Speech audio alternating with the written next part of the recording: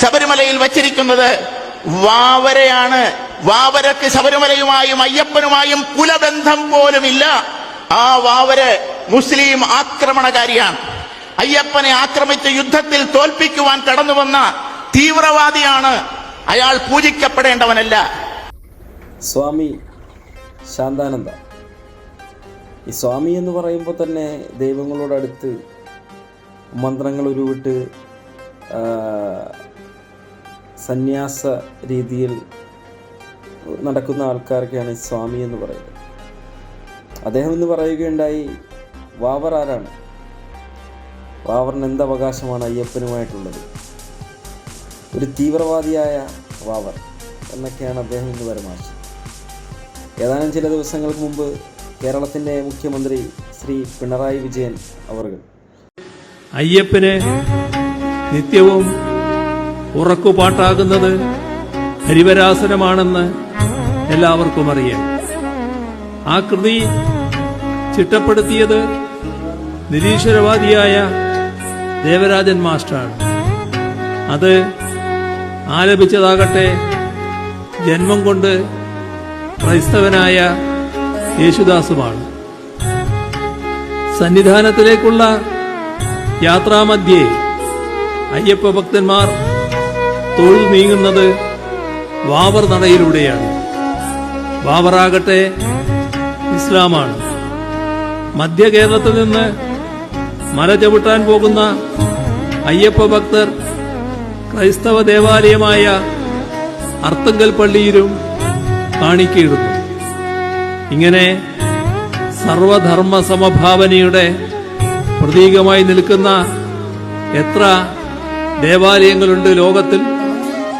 അങ്ങനെ ആലോചിക്കുമ്പോഴാണ് ശബരിമലയ്ക്കുള്ള പ്രത്യേകത കൂടുതൽ കൂടുതൽ വ്യക്തമാവുക.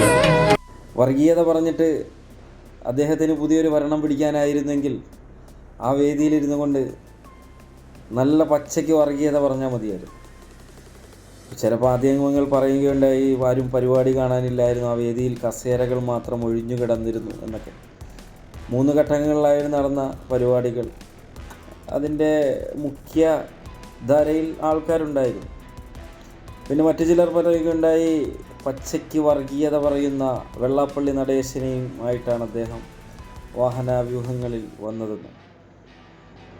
ഈ വർഗീയത പറയുന്നത് വെള്ളാപ്പള്ളി നടേശനാണ്, പിണറായി വിജയനല്ല.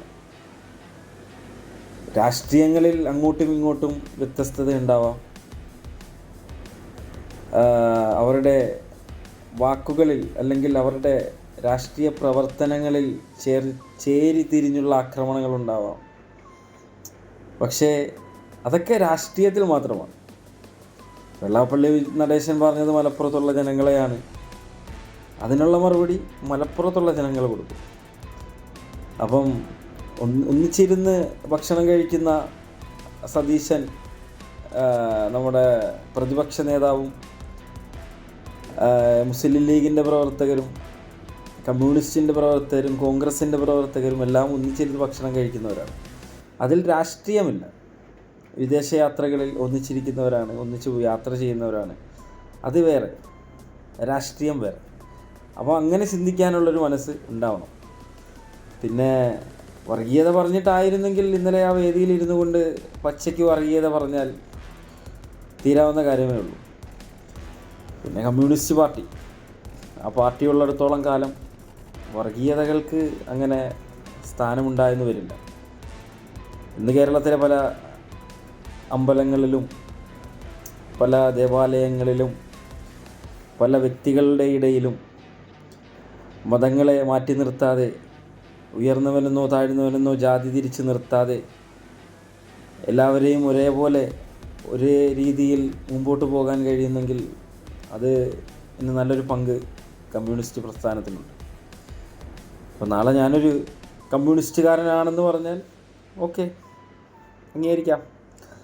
നാളെ ഞാൻ വേറെ ഏതെങ്കിലും രീതിയിൽ ഇസ്ലാമിനെ പറ്റി പറയുമ്പോൾ നിങ്ങൾ ഒരു പക്ഷേ എൻ്റെ അടുത്ത് പറയും, നീ ഒരു സുഡാപ്പിയാണ്. അപ്പോൾ ആക്കിയ ഞാനും സുഡാപ്പിയാണ്. നരേന്ദ്രമോദി ഇനി നാളെ ഏതെങ്കിലും നല്ലൊരു കാര്യം ചെയ്താൽ ഞാൻ സംഖ്യയാണ് അദ്ദേഹത്തിന് പറയുമ്പോൾ. പിണറായി വിജയൻ കഴിഞ്ഞ ഏതാനും ദിവസങ്ങൾക്ക് മുമ്പ് ഫലസ്തീനെ അനുകൂലിച്ചുകൊണ്ട് കാഫില അണിഞ്ഞപ്പോൾ അദ്ദേഹം സംഘിയാണെന്ന് പറഞ്ഞവരുണ്ട്. ഇന്നലെ അദ്ദേഹം മല ചവിട്ടി ശബരിമലയിൽ അയ്യപ്പ സംഗമം നടത്തിയപ്പോൾ സംഘി വിജയനെ അയ്യപ്പൻ മലയിലേക്ക് കൊണ്ടുവന്നു പറഞ്ഞ് കമൻറ്റിട്ടവരുണ്ട്. അദ്ദേഹം ഒരു കേരളത്തിൻ്റെ മുഖ്യമന്ത്രിയാണ്. അദ്ദേഹത്തിന് എവിടെയും ചെല്ലാനും എന്ത് കാര്യങ്ങൾ തീരുമാനിക്കാനും ജനങ്ങളുടെ അറിവോടെ അവകാശമുണ്ട്. വർഗീയത പറഞ്ഞിട്ടല്ലല്ലോ. ശബരിമല എന്ന് പറയുന്ന ഏതൊരു വ്യക്തിക്കും ഉള്ളറിഞ്ഞ് വിളിച്ചാൽ വിളി കേൾക്കുന്ന ഒരു അയ്യപ്പൻ, കൂട്ടായി തുണയായി നടന്ന വാവർ, അയ്യപ്പനും വാവറും എന്ന് പറഞ്ഞാൽ ഇന്നും ചരിത്രത്തിൽ ഒരുപാട് ഇടങ്ങളുണ്ട്. പുത്തൻ ആശയക്കാർ വന്ന് അയ്യപ്പനൊരു തീവ്രവാദിയാക്കിയാൽ അങ്ങനെ ആവില്ല. കാരണം അങ്ങനെ ആകാൻ ഈ ഇപ്പോഴത്തെ ജനങ്ങൾ സമ്മതിക്കുന്നു. മതങ്ങളെ തമ്മിലടുപ്പിച്ച് വർഗീയത പറയാൻ ഒരുപക്ഷെ അതാണ് ഇപ്പോഴത്തെ ട്രെൻഡ്. എന്നാലേ ഇപ്പം ചില ആൾക്കാർക്ക് നിലനിൽക്കാൻ പറ്റും. അവരാ വഴിക്ക് പോകട്ടെ. ഒരിക്കലും അടിപതറാത്ത, ഒരിക്കലും മുട്ടുകുത്താത്ത കമ്മ്യൂണിസ്റ്റിൻ്റെ പിണറായി വിജയൻ, അദ്ദേഹത്തിൻ്റെ വഴിക്ക് പോകട്ടെ. ആരാ ജയിക്കുന്നതെന്ന് നോക്കാം. രാഷ്ട്രീയം വേറെയാണ്. ഒരുപക്ഷെ ഇന്ന് കമ്മ്യൂണിസ്റ്റ്, അല്ലെങ്കിൽ നാളെ കോൺഗ്രസ്, അതുമല്ലെങ്കിൽ BJP, അതിങ്ങനെ വന്നുകൊണ്ടേയിരിക്കും. വർഗീയത പറഞ്ഞിട്ടല്ലല്ലോ. ജനങ്ങളിലേക്ക് നല്ല കാര്യങ്ങൾ ചെയ്താൽ ജനങ്ങൾ അംഗീകരിക്കും. അതിനി ആരെയാണെങ്കിലും ചെയ്യുന്ന കാര്യങ്ങൾ നല്ലതാണെങ്കിൽ അത് നല്ലതാണെന്ന് തന്നെ പറയണം. എന്ത് ചെയ്താലും തെറ്റാണെന്ന് മാത്രം പറയുന്ന ഭരണക്കൊതിയന്മാർ